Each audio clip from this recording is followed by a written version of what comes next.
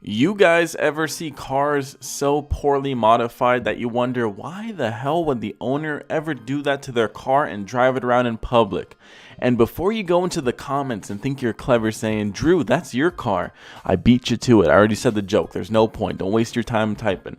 But no, in all seriousness, there are some cars out there, and I'm not talking about just like the basic RICERs with like a wing or two or something like that. Notice how I said a wing or two? Yeah, I don't know why RICERs have a fixation with wings, man. They stick them everywhere all over their cars. But no, what I'm talking about is just an owner making it just for themselves. And that's not a bad thing. Don't get me wrong. I'm not trying to tell you can't modify a car to make it your own. But modifying it to such an extent to make it so nobody else sees its beauty besides you, that's going to be a hard sell in 5 or 6 years when it ends up on Craigslist. And I scooped those up and I found them today. You guys sent me these. Thank you guys so much. I dug them out of my email. If you want to send me any, send them to my Gmail, drewpeacock.clips@gmail.com. Let's just dive right in. Alright, so before I show you guys the first car, let me just ask you guys a question and picture something that comes to mind. If I told you guys to picture a Mad Max themed, Integra, what would you guys picture? You'd probably picture something apocalyptic style vehicle, some cool weird body kit that makes it look like it's been through the apocalypse and back, something that will really save your ass in an apocalypse, right? Well, brace yourself for this one. Boom. Yes, and this isn't a wrap. This is airbrushed, which is pretty impressive. But it makes me beg the question, why do this to your car? Now, I wonder also if this is real rust or airbrushed rust, because they could have saved themselves a lot of time and just sanded down the metal. And I'm almost thinking that's what it is, because it looks a bit gritty here. But why do this to your car? The Mad Max was a cool movie and all, don't get me wrong. But plastering it all over your car, I mean, this is just a bit extreme. And then expecting it to sell for $2,200. I mean, a normal Integra is $2,200.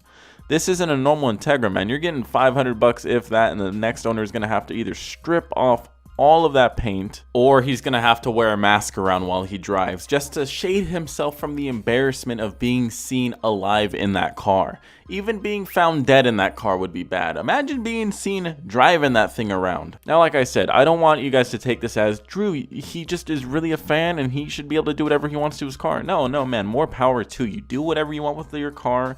Again, I say that in a lot of my videos. You could do whatever you want, but you can be criticized for it too. There's nothing wrong with that. Hell, I could be criticized for my car. It's a Mustang. Anyone can criticize it. But this, I think this is going to be a hard sell, man. I wonder how long this has been up on Facebook Marketplace, but I can't imagine it selling anytime soon. I mean, it's an older movie too.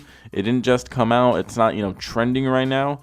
And to be honest, I mean, your paint job has seen some better days, but don't get me wrong, it is a nice paint job. It's got a lot of detail on here, man. This is some shit you would see in like the custom decal section of Forza 4 or, Midnight Club LA.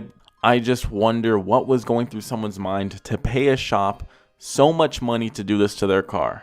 Next car, Honda Accord EX Custom Show Car 2250. See, now if it was between this and this, which one would you buy? I mean, sadly, I'd probably buy this Honda Accord. But let's take a look. So this is a quote-unquote show car, as you can tell. And this paint job, I'm not that against this paint job. I'm not gonna lie. It's pretty unique and it's not too in your face.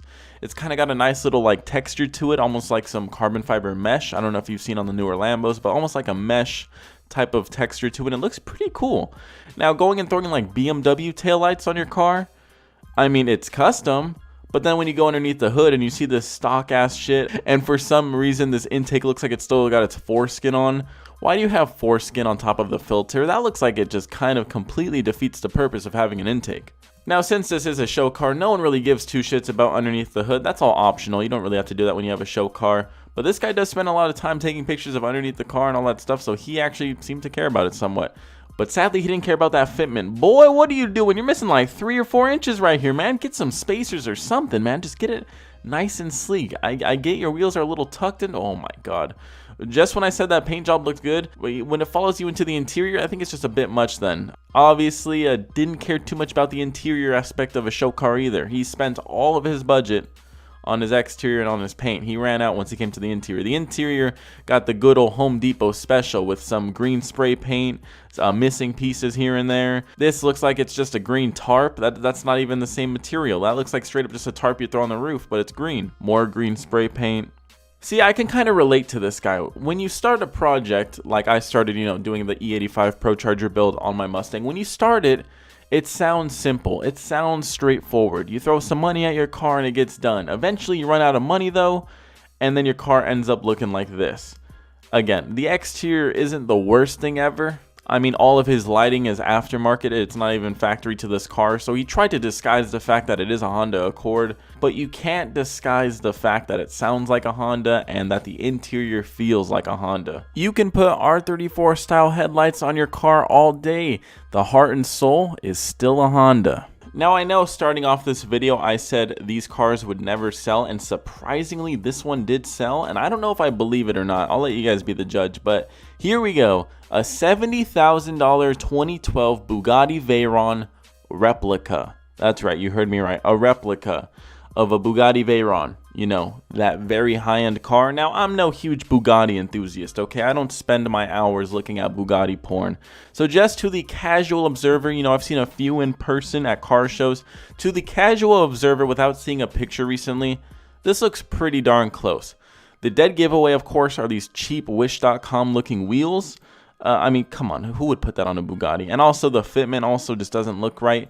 But everything else, again, to a casual observer, looks pretty close. Again, it's not going to be perfect. It is a replica. And I'm not talking about necessarily the interior. I don't think I've ever seen the interior of a Bugatti Veyron, so I can't really speak too much on the interior. I'll go ahead and look up some images really quick. Alright, let's go ahead and compare the two. So we have this huge jelly bean shaped center console. We have 3 gauges up here, a Bugatti steering wheel obviously, some pretty cool little swooshes right here. Let's go ahead and take a look. So we do have, well, it looks like we do kind of have a jelly bean-esque, center console. The 3 gauges aren't, no, not very Bugatti-ish. Those look like Chrysler gauges. We do have a very ghetto-looking swoosh and then a very basic door sill. Not very Bugatti-ish if you ask me. But you know what? Just to some bimbo you pick up at Applebee's, she's not going to know the difference. She might recognize some of the parts out of her Dodge Dart, but she's not going to know. She's not going to connect the dots. See, these wheels look a bit better on it if you ask me. But personally, like I said, it's not that bad. It's honestly, it looks very similar. If you squint, it looks like a Bugatti. I'm not lying. Now, would I buy this for $70,000? No. You could buy a GT350R for $70,000 if you find the right one. It doesn't look too much like a Bugatti right here. I don't know what it is, but this doesn't look real to me. You could buy so many nicer cars. You could buy like 7 good 350Zs for $70,000. 7 of them. You can have one setup for each day of the week, which would be pretty fun if you ask me. So I can't really believe that this thing did sell, and I mean, God, look at those headlights. Nothing says high class like super fogged up headlights. Yeah, again, looks like a Chrysler. So this car was a 2002 Mercury Cougar, completely rebuilt and restored, new paint, new rims, and new real leather brown interior. The car drives and sounds nice, real head turner and showpiece. Yeah, until they realize that you don't have the W16 motor, it's not going to be that much of a showpiece after that. They're going to be like, oh, so you're a loser. You're a clown. You're the type of person to wear fake Gucci. You're that kind of person. I see. And then they're going to walk away. Faking a very high-end car like this, there are going to be people coming after you in droves, telling you that you are the dumbest person ever. I'd kind of stand with them. Alright, ladies and gentlemen, if you want to build an award-winning show car, pull out your pen and pencil right now. Get ready to take some notes because I'm going to break it down. First things first, you have to buy a stupid V6 Camaro. That's right. No. You don't need to buy a top-tier Z01, not even a Z28, not even an SS. You can get away with buying the basic of the basic and start from there, okay? You don't need the most expensive car to have a show car, okay? Let that be known. Then what you got to do is think of the ugliest color scheme you can think of. Yellow and blue sounds good to me. What you got to do then is just make your whole car fit that theme. Yellow and blue, the whole car. You could also throw in some red just to give it a little bit of a little bedazzle, make it pop a little bit more. Go ahead, throw in some red, and you will rack up the trophies left and right. Performance mods? That's a waste of time. You don't need to do no performance mods. You can throw some shitty aftermarket wheels on there, make sure they fit the color scheme, and then call it a day. Throw on some shitty tires that are just at the discount bin. Go ahead. No, you're not going to burn rubber anyway. You're just going to drive it to the show and drive it home. Maybe every once in a while you'll pop in at the golf course or something like that, but that's about it. You're not going to go, racing or anything cool like that. The interior has to be pretty basic. Just make sure, of course, it follows your color scheme. Just like this. Here we go. Some custom blue, yellow, and red. The easiest thing to do. You can do this yourself with a couple rattle cans, some painter's tape, and a couple YouTube tutorials, and you'll be good to go. Just make sure everywhere has that stupid color scheme. And I mean everywhere. Your steering wheel has to be two-tone like that. It's got to have two colors. You got to make this look like it's a child's toy at Chuck E. Cheese, okay? We don't need to have that cool race car aesthetic. We don't care. Black everything out, paint everything red. What is this? 2012? No, it's 2019, and you need to have 3 colors. Not 1, not 2, 3. That's what the judges are going to really take note of. The attention to detail. Leave the stock seats in. Leave the stock interior. Have it be an automatic. Who cares?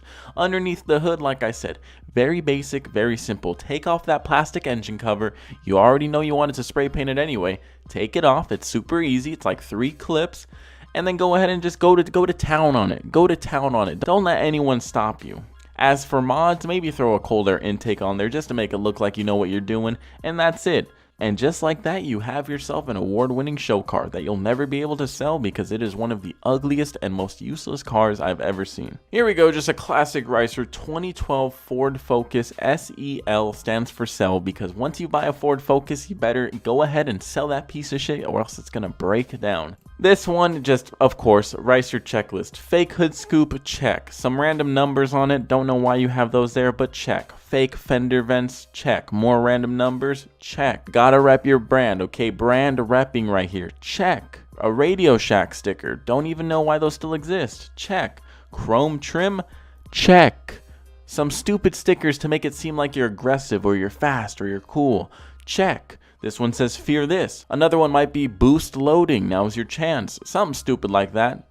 Vortex generators, check. A sticker that doesn't even apply to your car. Drift or die? This is a front wheel drive car. You obviously have no idea what you're talking about, buddy. Unless you got some damn McDonald's trays underneath the wheels, you ain't getting sideways. And I don't think drift tracks will let you go with McDonald's trays underneath your wheels. Surprisingly, the RICE hasn't followed its way into the interior. It's still basic and stock. Not a checkbox there. There's no red spray painted shit. Again, surprised. I know. I bet you guys are as confused as I am. And last but not least, what's a RICER car without some industrial or some Mad Max style?